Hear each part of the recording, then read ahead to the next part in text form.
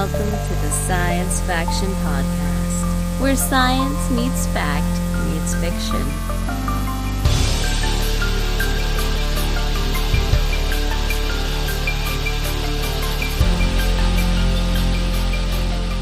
This is Science Faction for the week of May 11th, 2026.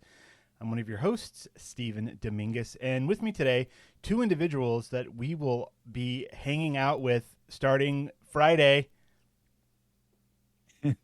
Is that an invitation for the listeners to be hanging out with? Yes. No, I said two individuals, not all listeners, not all three of them.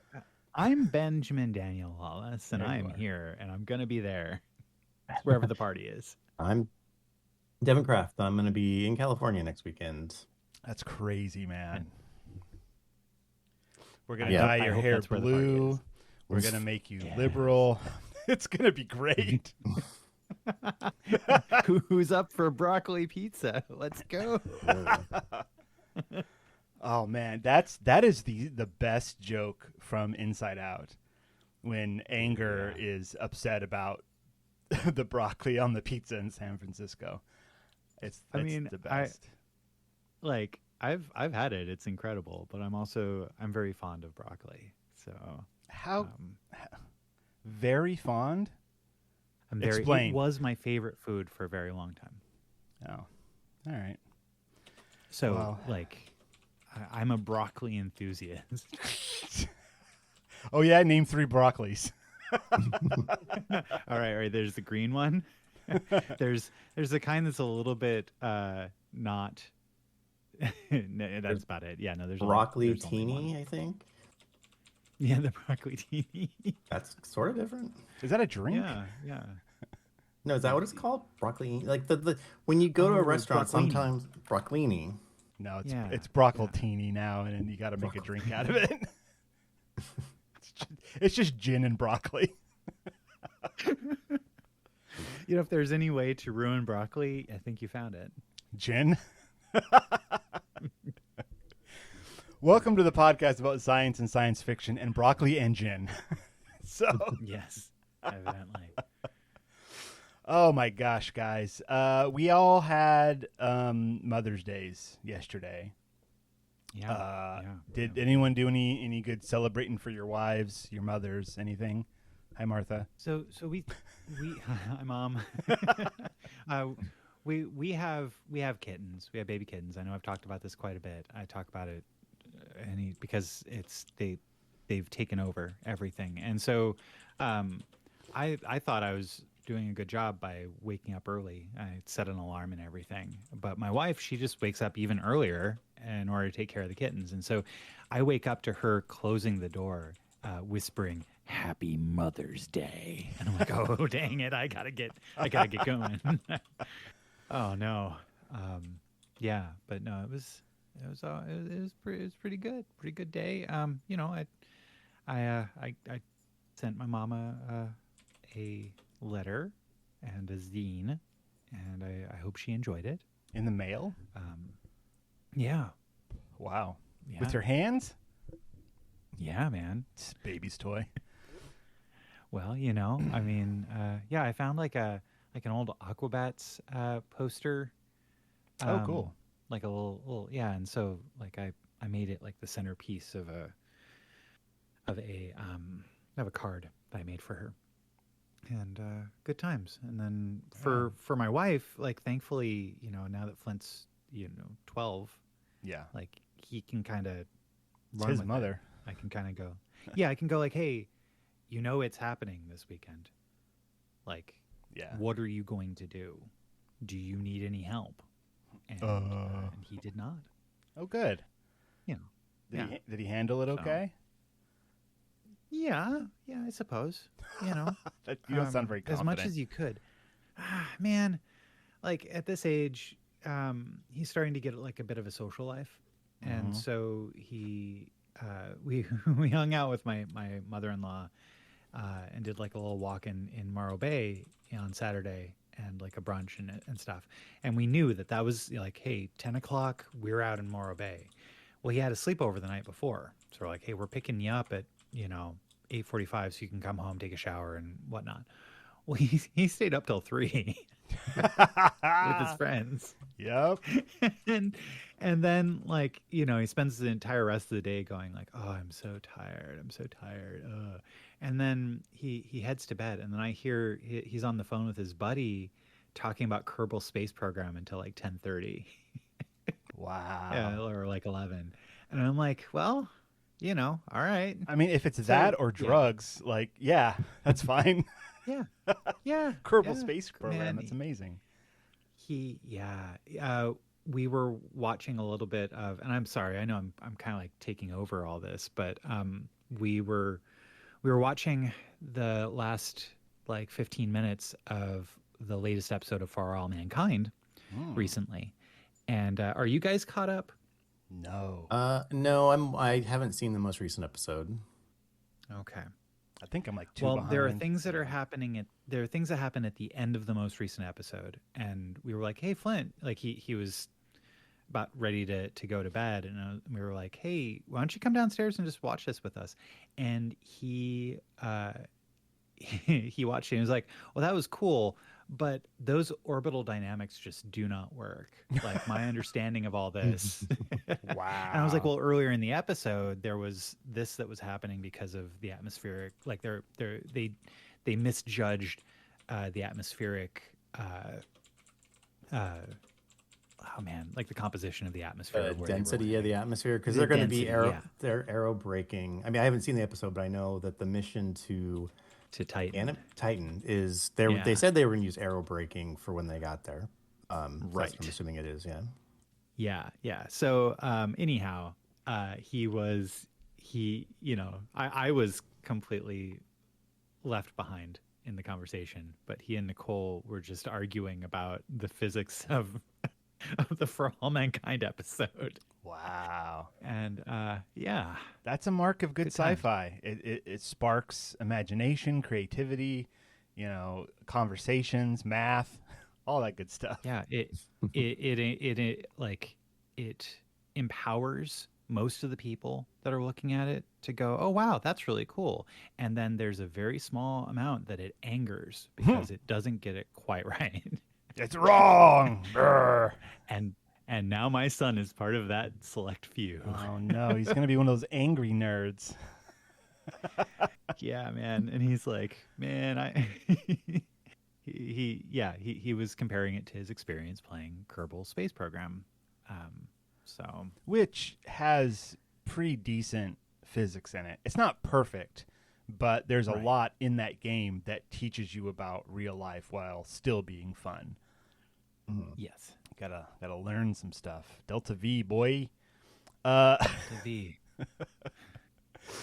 All right, you've been talking too much. Devin, all that you have on your note here is Dallas. So tell us all about Dallas.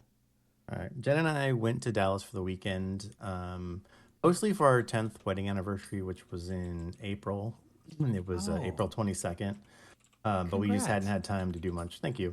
Also, her birthday is May 8th. Also, Mother's Day was yesterday. So there's a lot going on. So we went to Dallas from Friday to like Sunday morning because we came home to spend Mother's Day with the kids. Mm-hmm. And we stayed at an Airbnb. We stayed at like an area of Dallas that's got like restaurants and bars and stuff. So it was a lot of fun. We ended up going to the Perot Natural History Museum, which I had taken the kids to before, so I'd seen it, but Jen hadn't been there before. And it's a really well done museum. It's like 4 stories, and really, they got dinosaur bones and all kinds of cool exhibits and stuff. So that was fun.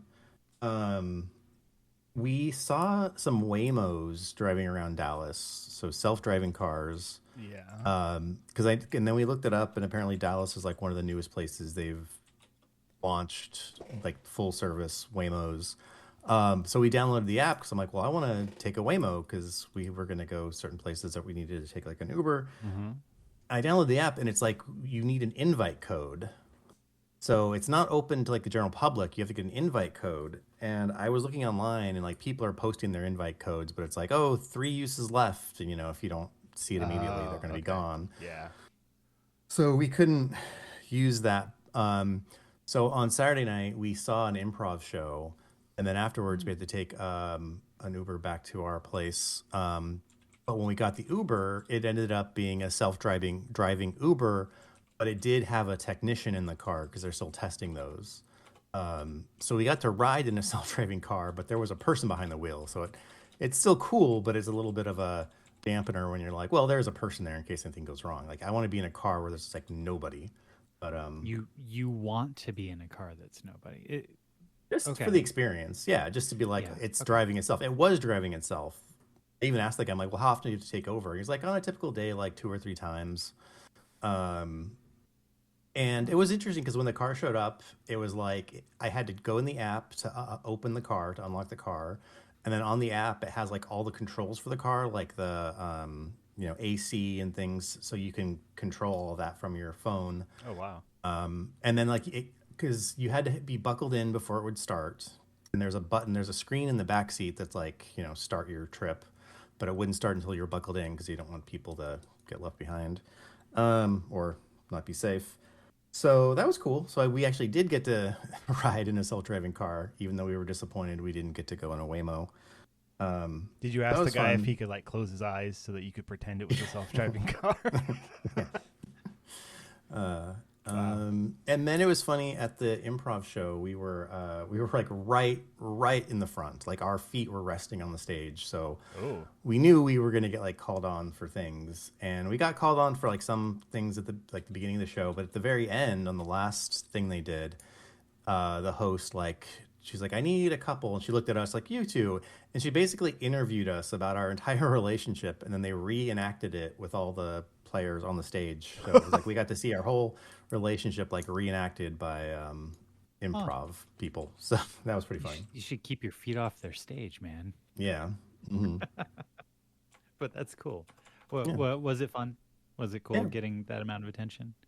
Yeah, it was fun. How accurate were they? I mean, not that accurate. They asked us like how we met. We met online and where our first date was. They asked how I proposed, and Jen was like, oh, he proposed at home. And I told them the story. I'm like, well, we had gone to Hawaii like a month before. And, apparently Jen thought I was going to propose, and her friends thought I was going to propose. And they were all waiting for like an announcement online. And I'm like, I just thought we were going to Hawaii for a trip. I didn't realize there was any expectation. And so they played on that. They're like, oh, we're in Hawaii. Isn't it so beautiful? There's a waterfall. Oh, I have to, then the guy who's playing me gets on his knees like, oh, I got to tie my shoe, and right, that kind of thing. All right. That's safe. Like that. Safe. Yeah. And we told them like about our kids. And so they're like, oh, 20 years in the future. And they're reenacted what it'd be like with our kids. So that's funny. All right. Great. Right on. All right. Well, moving right along. I've got like nothing to say about this last week because wife was out of town, and so I was solo dadding and busy, and I don't think, what did I even like? Oh, I mean, the Daredevil season 2 finale happened. I think that was last week. Really good. Oh, wow. And that's like it.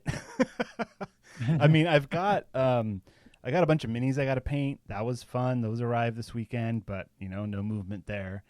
More edge runners for the Cyberpunk Red Combat Zone game, which is cool. But I got to paint them, so I got to prime and paint and all that.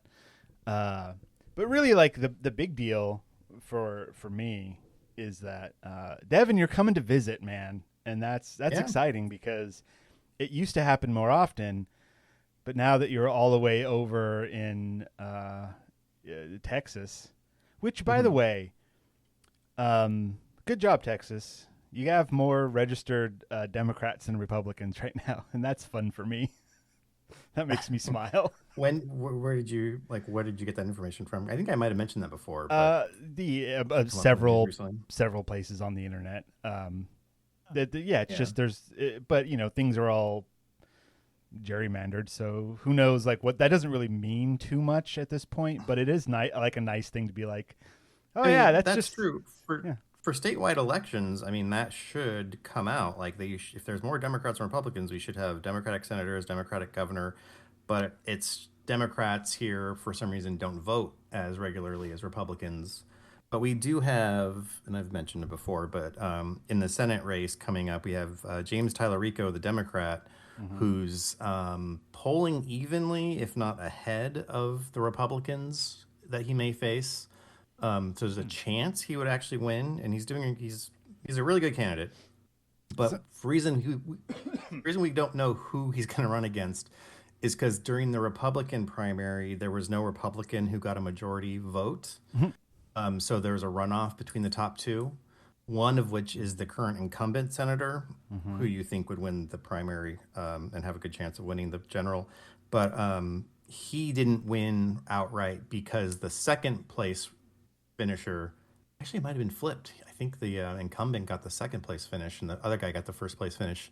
But he is more of a MAGA Republican. And so a lot of Republicans voted for him over the, I guess would be the mainstream Republican, even though he's pretty much sucking up to Trump like the rest of them. So anyway, so that's actually good for the race because it forces them to fight each other longer and tarnish each other's reputations longer and spend money that could have been spent on the general election while the Democrat is building up his campaign. So yeah, I mean, there's a chance. There's like a 50-50 chance that a Democrat might actually win a Senate seat in Texas. That's cool. I mean, I like that. And not to get all political on the show, but political things are important.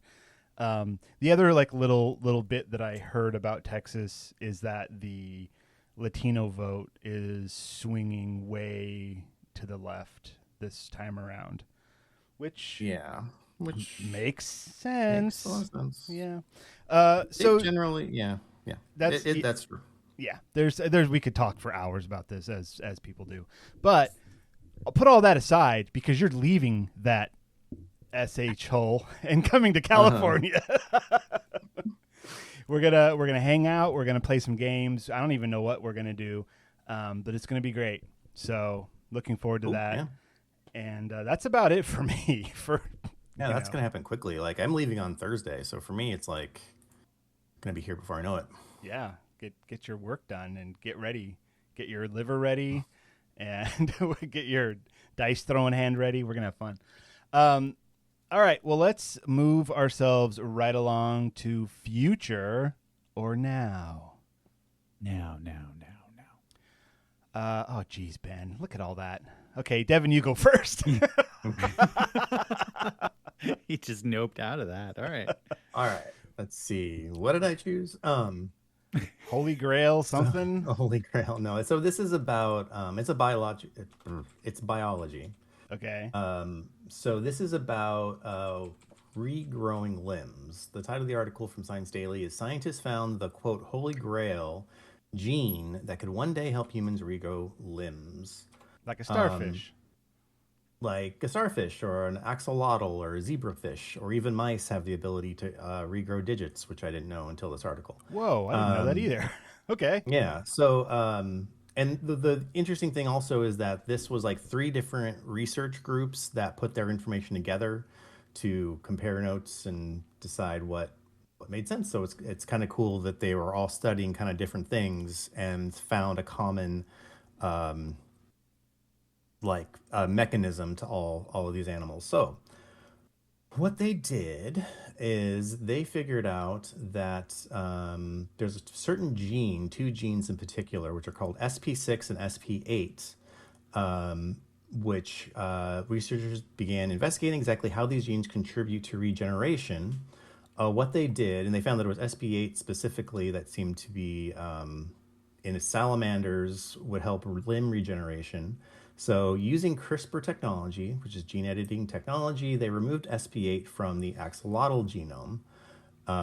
So there's a lot of animal experimentation, and to think of how they went about doing these experiments is probably kind of sad because I'm sure they had to amputate limbs to test how they regrow. But that aside, without the gene, so they took the gene out of the axolotl, they were unable to properly regenerate limb bones.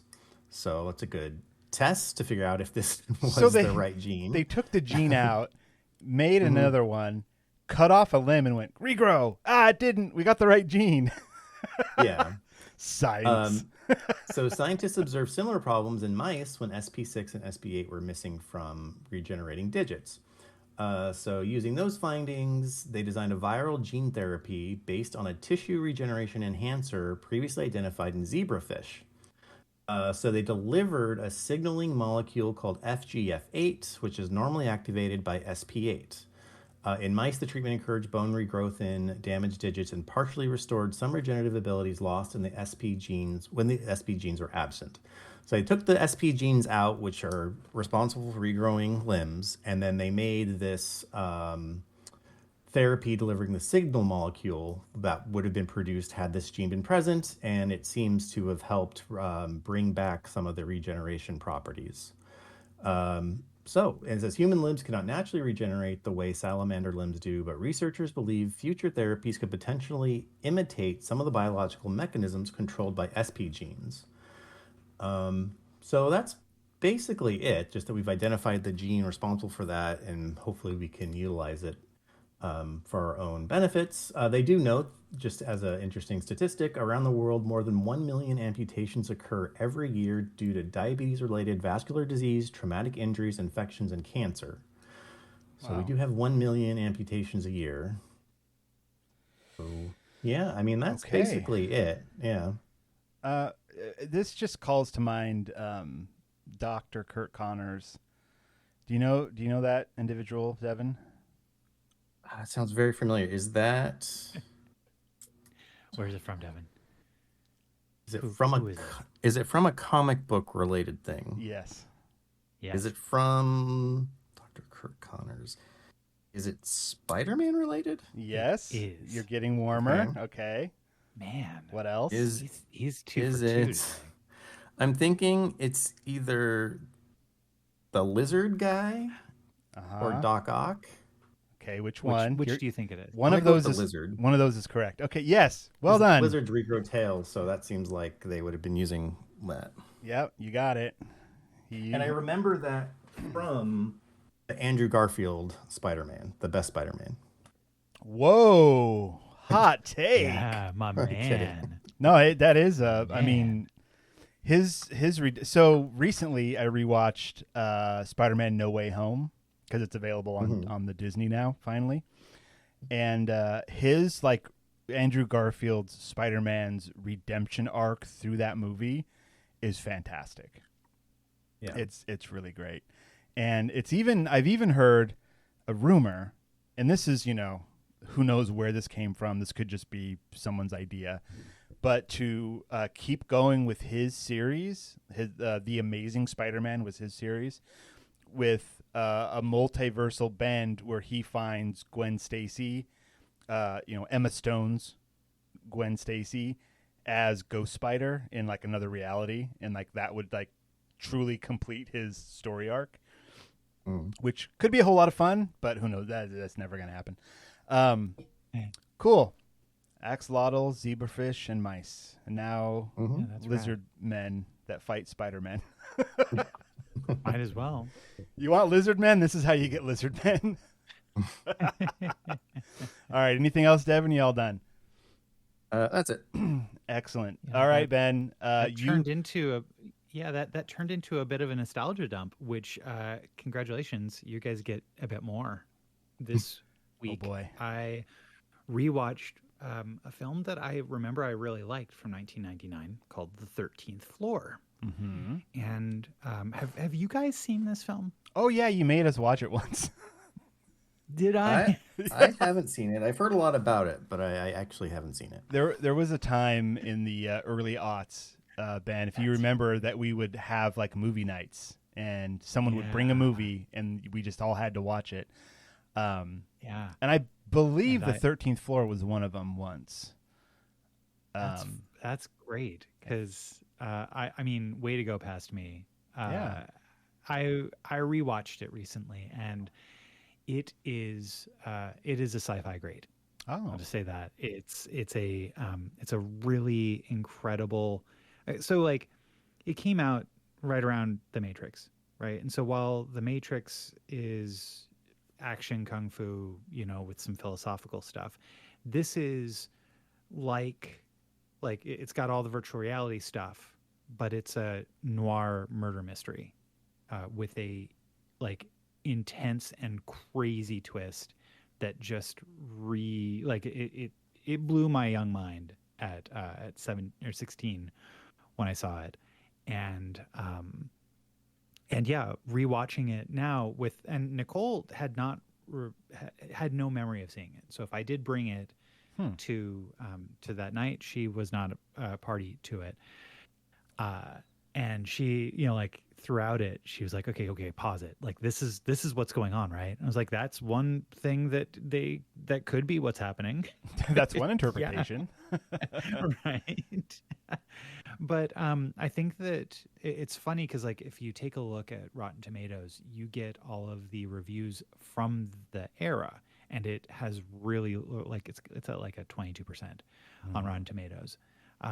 Mostly because a lot of people are comparing it to The Matrix, and it is not an action-packed film. It's a talkie. It's about like the basic gist of the film is there's a there's a computer scientist that becomes the primary suspect in his mentor's murder.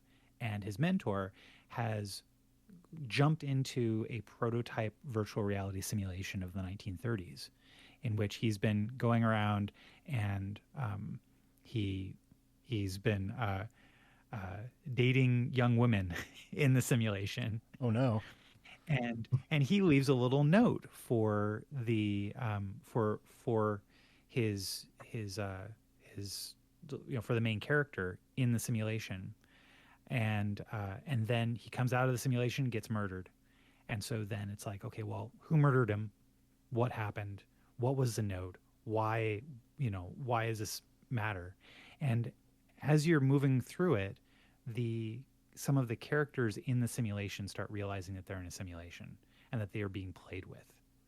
And that is an incredibly interesting thing, because there's the ethics of, well, hey, if you create like a world with actual living things, and yet you are like a god to them because you've created them, is it in your moral imperative to care what they think or what they're doing if they're like ants to you?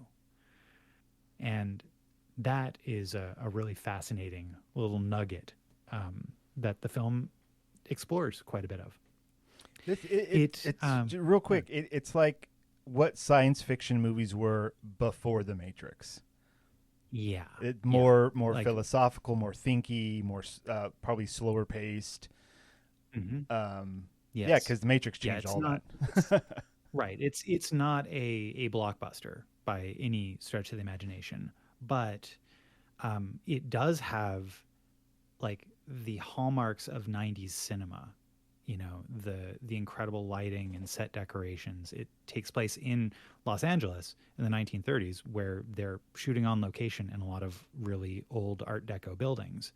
And Neat. It's really well lit. But what's also fascinating is that it feels like a Isaac Asimov story. Now, for me, Isaac Asimov is an incredible writer of philosophically based science fiction, but does not get their characters right. The characters exist for the philosophical stuff to be handed to you, and that's kind of happening here too, where the characters are a little thin and shallow. So the women just want to find a husband. What you're saying? Oh no. Isn't that what happened in the Isaac Asimov we read recently? Where it was Right. like the woman was just interested in a relationship with the male scientist. It's like, oh, of course, the woman, that's her like interest in the story. That was her one defining trait, looking for man. Yeah. I would love to get into this, but it does tie into the big spoiler and the big twist in it. So It sounds like we need to watch this movie when we're all together this weekend. It sounds like I hit the nail on the I'll watch head, it. actually. I'll watch it again, man. I'll watch it. I mean, I just have Damn it it, on you guessed repeat it. in the It's just corner. about. Yeah. So I know I don't have all day, but I do have one more thing I wanted to bring up. So nostalgia dump continued. Instead of an old, almost 30-year-old movie, a new video game that's come out is called Mixtape, and it's this cinematic experience about three teenage friends on their last day of hanging out together before high school ends, and they're going around trying to figure out where they can find booze to bring with them to a house party at the end of the night. Oh yeah, classic. It's set in the late 1990s. The main character is introducing you to all the things that she's going through via a mixtape of songs by bands that you know and recognize, but they're kind of hits, they're B-sides almost. But it's something truly special. It's genuinely hilarious with an incredible soundtrack. The game takes about 3 hours to play, but it looks like Into the Spider-Verse, but it's a coming of age story. Like, it's equal parts Dazed and Confused, The Perks of Being a Wallflower, and High Fidelity, all mixed together into this incredible experience. I'm about halfway through my first playthrough of it. IGN gave it a 10 out of 10 as a masterpiece, and I agree. Wow. And it's on a lot of different systems. You can play it on PlayStation 5, on Xbox, on Steam. I'm playing it on Steam. And I think it might be on Switch as well. But if you don't have a video game system, or you don't want to spend $15, you could watch a gameplay video of the entire thing, because it is so cinematic, and still have a pretty good time, even though, part of it, like the sort of half mini games that you're doing are, they're worth it. It's a lot of fun, and it's really touching and funny.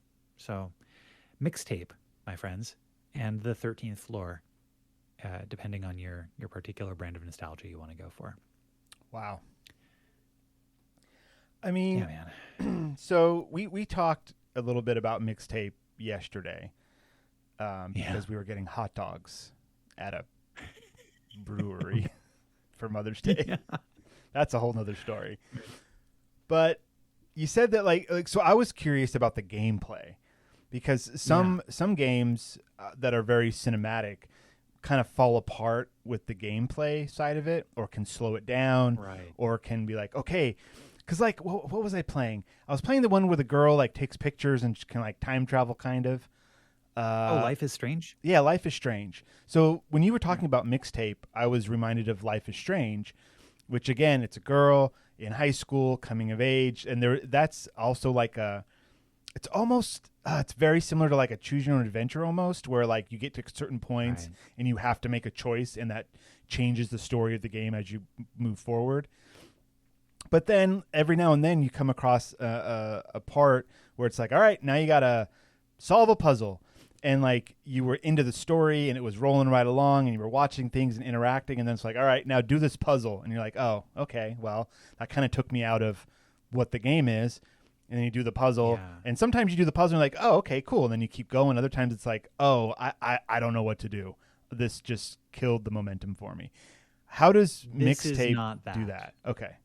Yeah, this is not that at all. I would say that there's no real puzzles. A lot of the gameplay is sort of mini games of like, hey, we're there's one particular scene that I recall from early on, where you have a flashback to you're at a party. One of your two friends has passed out, and you got to get her home. And so the three of you are leaving, and the cops show up. So then you put everybody into a shopping cart, and you're barreling down the road, and you're like spinning around and like kind of dodging like an entire armada of police vehicles that are chasing you. Like, it's a very very stylistic sort of thing, and very surreal, the storyline.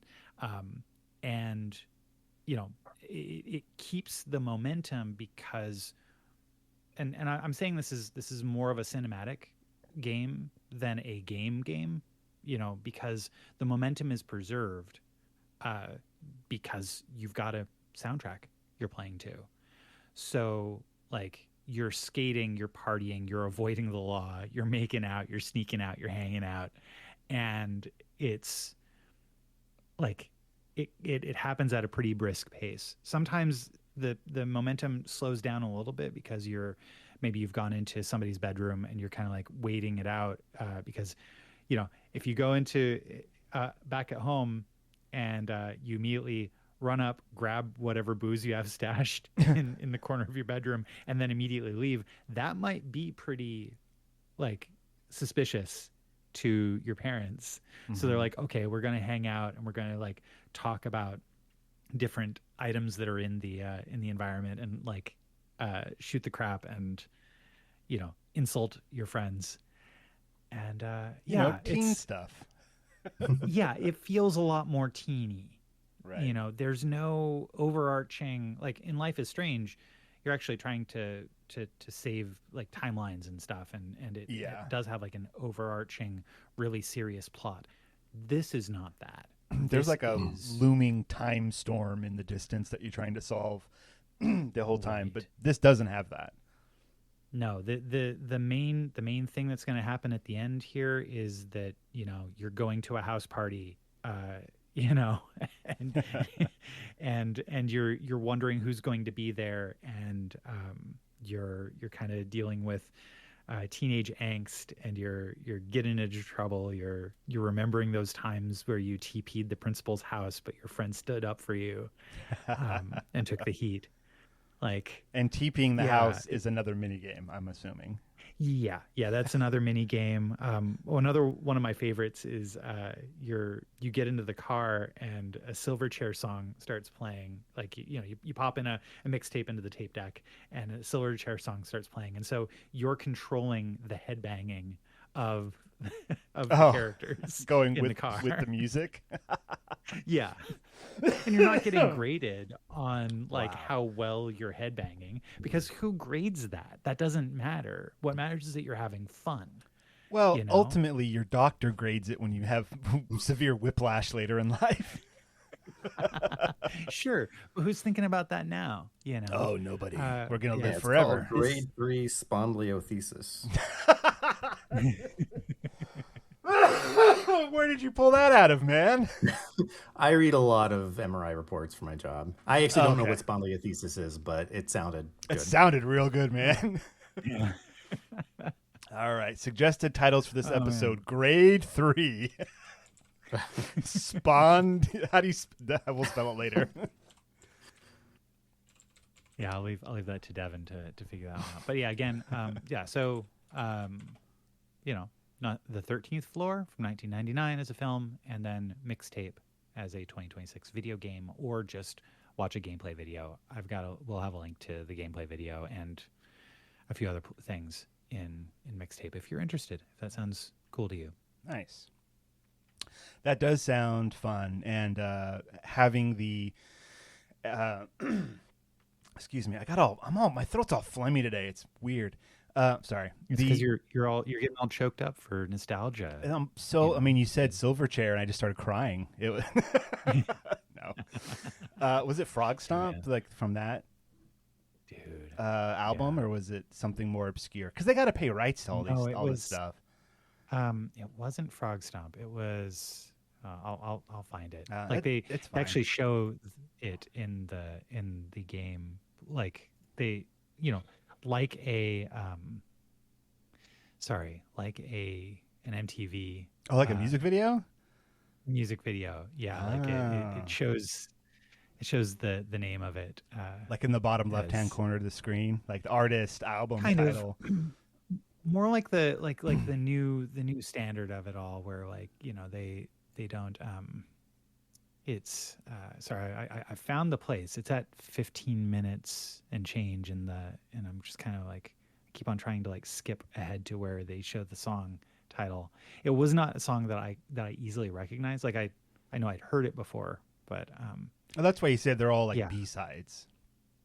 Right. Okay. Yeah. But like you got songs from Devo, from Smashing Pumpkins, Silverchair, you know, all sorts. Oh, Freak.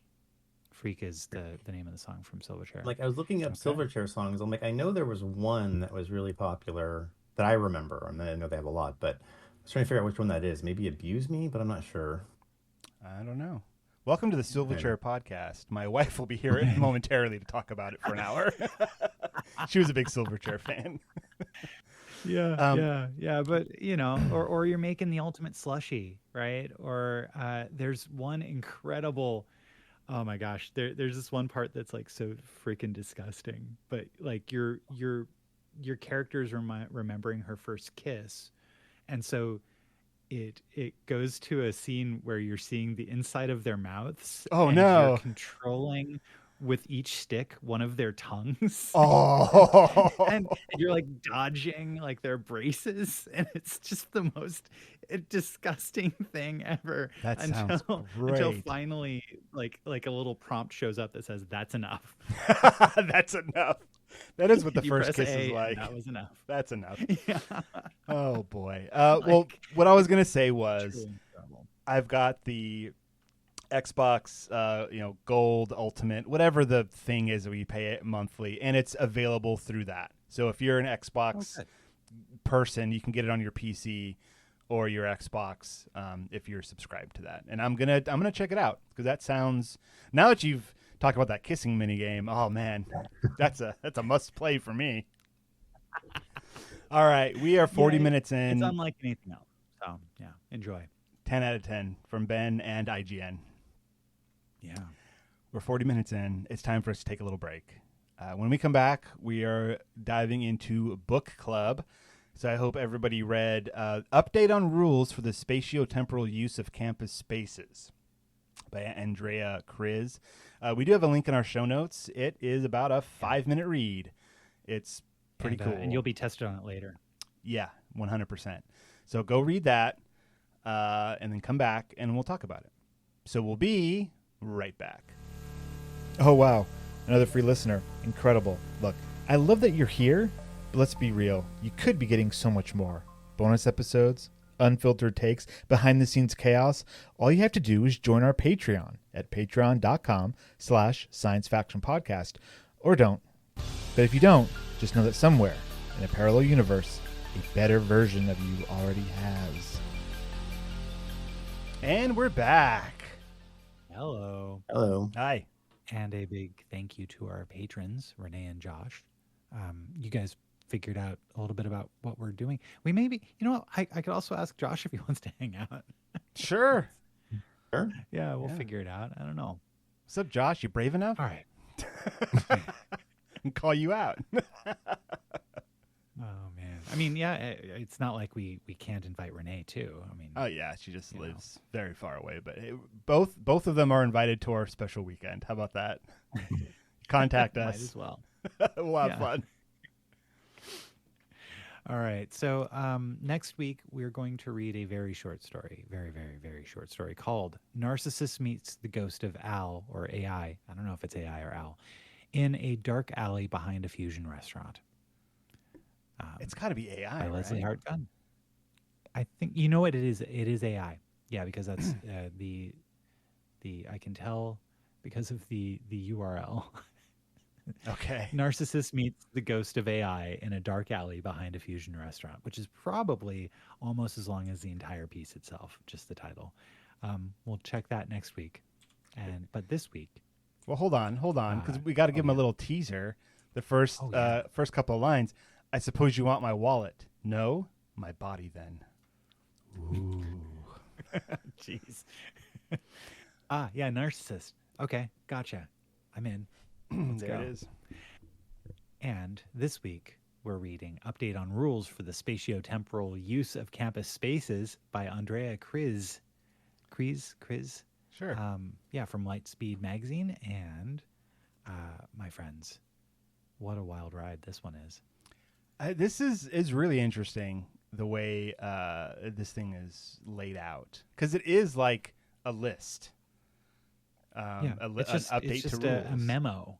Yeah, it's a memo to the community at this college that they've been dealing with a temporal like a temporal event that means that there has been a lot of events that have been happening in all the different time streams at all the different times of the university's history, including future times, and they're all kind of culminating right now, and it they just kind of have to deal with it in a particular, like, you know, basically it's just like, keep your head down, resume your studies. If you need to protest, do so in these particular ways. So we recognize that lives have been lost and lives are yet to be lost. Well, so like it doesn't, they talk about something that happens in 2045, but we don't know what era they are currently in. But it is. Well, 2045 is in the future. Yeah, definitely. So I'm going to read just a little bit. While we hail from a variety of eras and societal norms, we nevertheless all share a desire to host community events and gatherings. Indeed, such gatherings have become the lifeblood of the university since or due to the future events of the spring of 2045. Yes. Oh my gosh. And it turns out that during the spring of 2045, a professor whom the name of this professor has been erased from history has been scattered across space and time, and they're hoping that they get like reassembled on April 24th, 2045 in order so that professor can teach the module of the quantum engineering seminar and reinstate the events leading to the construction of the tachyon accelerator that he ends up getting pushed into and creating a nascent time stream. Mm-hmm. Degrees will continue to be withheld from the class of 2048 until the spectral fragments of Professor Blank scattered across space and time are returned to April 24th, 2045 for reassembly. Yeah. That's fantastic. Yeah. So like, this story is laid out like a series of updates to rules from somewhere, right? But through reading it, you are picking out little bits and pieces to try to understand what's been happening, what is causing these new rules to come into effect, right? Every strange rule that you see was put in place because somebody did something. So reading through this, it kind of turns into like a little mystery of like what happened and why are these new rules coming into place? And it doesn't look good for the university. It seems that they recognize that the university has some very dark days ahead that will involve the death of many of their students, but the preservation of the timeline is more important, not just to like the timeline itself, but also to them ensuring that they receive the proper grants and funding to keep the university going. It's like they're worried about paradoxes, but not really. Like just a little bit. Money's more important. Demonstrations, rallies, and protests may not last more than 60 times 10 to the 24th chronons, the time period corresponding to the shortest observed fluctuation of the time stream, in order to minimize the risk of cross-dimensional reinforcement loops. What? All right. Yes. Yeah. And evidently one of there's a particular time loop which ends up turning the university crest into the agonized screams of those, quote, murdered by the actions of the university across centuries. Remember, just as you have your freedom to protest, your colleagues have the freedom to let your protestations pass into forgetfulness in a timely manner. Jeez.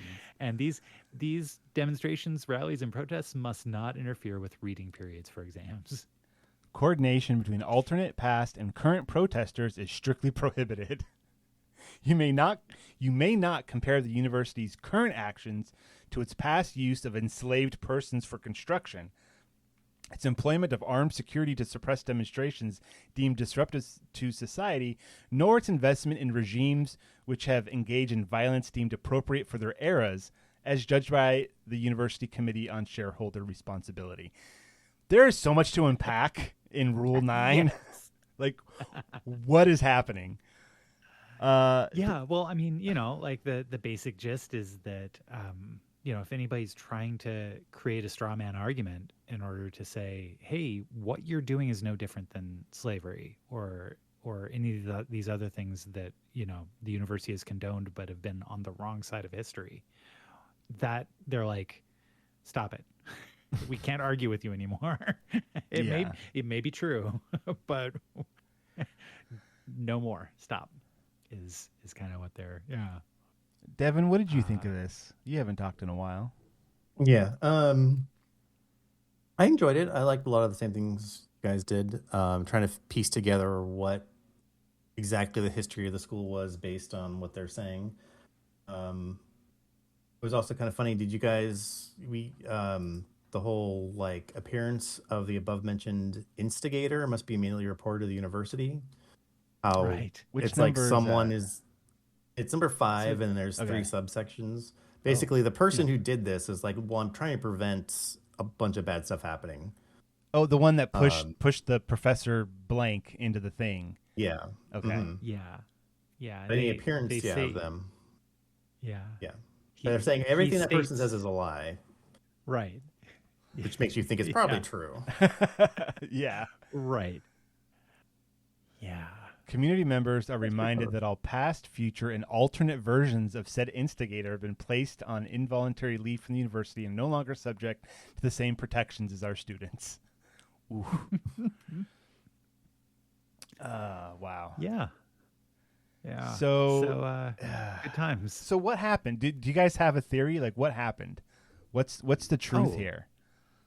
I mean, I think it's pretty obvious that this guy, he wins the Nobel Prize for his work in the time stream, and then starts collaborating with the Department of Defense, and ends up like, there's a bunch of protests that are happening at the time, and he starts up whatever machinery he had, and somebody this instigator pushes him into the time stream. He disappears, and it ends up starting some sequence of events that results in like all the protesters that were encamped around the main statue in the quad.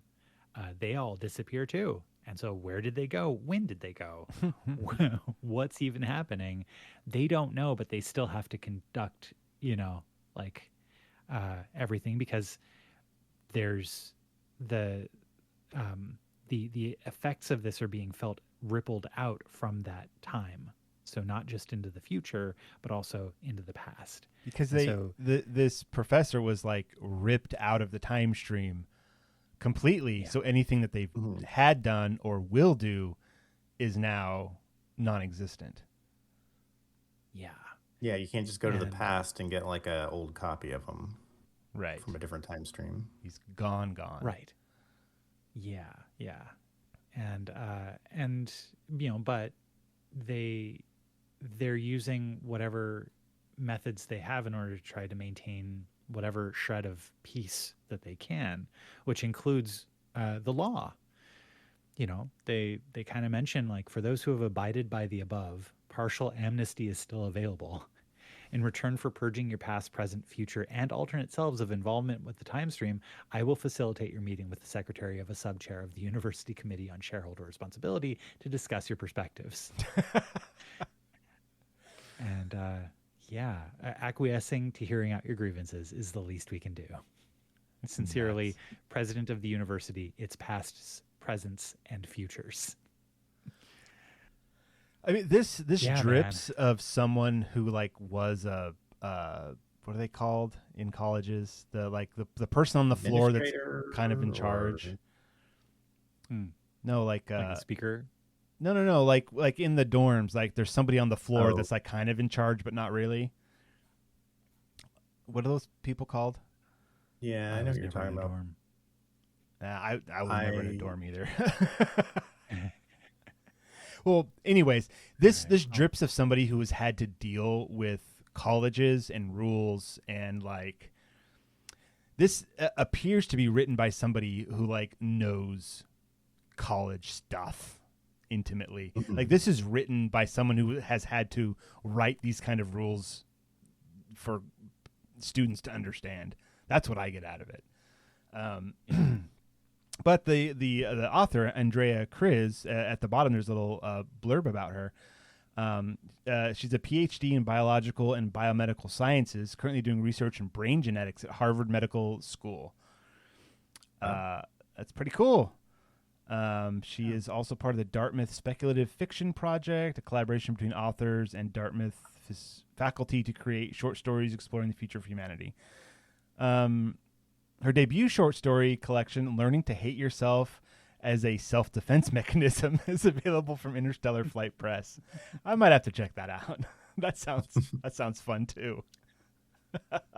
Yeah, so cool. Wow. Right on. So did we like it, gents? Yeah, I liked it. I thoroughly enjoyed it. Yeah, Did y'all read it or listen to it? I actually read it. I saw that there was an option to read it, but I actually read it. I read it as well. What'd you do? Yeah, same. Yeah, I didn't use my ears for this one at all. I mean, it's only 1,100 words. This was like, like I said before, like a 5-minute read. I like stories that just kind of let you live in the fiction, right? Like as soon as you start reading this, you're reading it as if it's real and you're at the school reading the new rules, right? And some short fiction does that supremely well. This one has notes of that. And, there's something to be said about stories that are like, oh, it's told in a traditional manner. But I really like this style. That's a personal thing, I suppose, but I dig it. I thought it was really awesome. Right on. Yeah, same. Cool. All right. Well, when a story is short and good, like we don't have anything to talk about. Yeah. What was the it's worst thing plenty. about the story?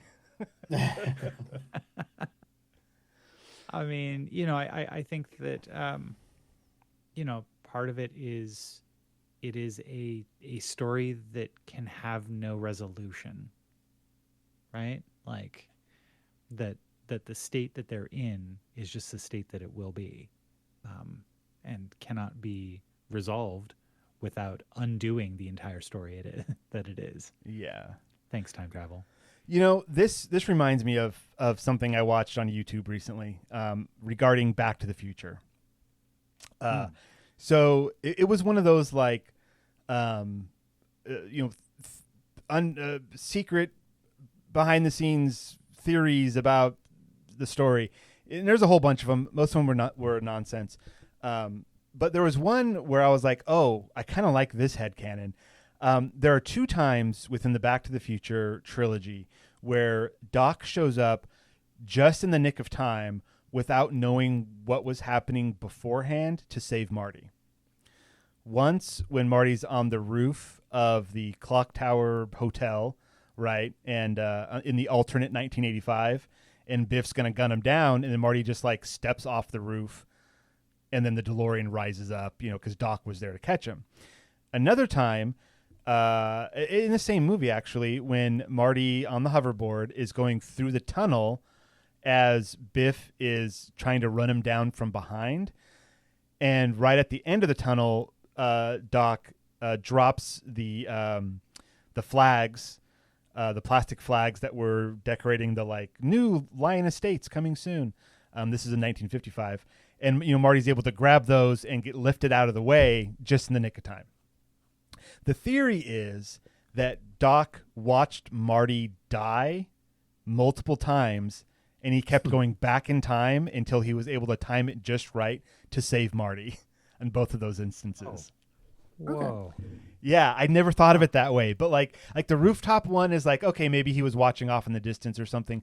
But the one where he's going through the tunnel, there is no way to see how close the Biff is to Marty as he's trying to run him down. How could Doc time that perfectly? Besides it being a movie moment. Like, I get it, it's just a movie. But like, in universe, how would he have known? He had to have watched Marty get run over by this car several times until he timed it just right, I think. What do you guys think of that theory, huh? Yeah, that's a good theory. It'd be funny to see like that actually happening. I mean, that's kind of what Rick and Morty does. you know?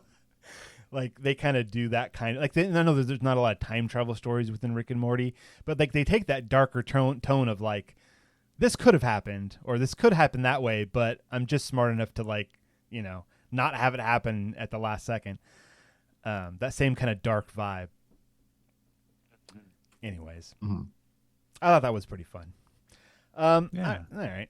Well, what else was there?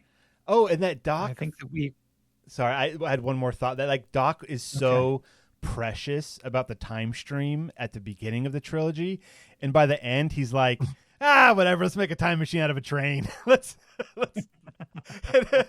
He's like, it doesn't really matter. Who cares? Yeah, that's kind of funny. That's kind of funny as well. All right, let's wrap this sucker right up. Devin, you got any final thoughts for us? I don't at this time. Okay, maybe at a future time. Maybe in a future time. All I'll All right, we'll see. Ben, any last words? My son said, "What rhymes with orange?" I thought about it for a while, but no, it doesn't. Good night, everybody.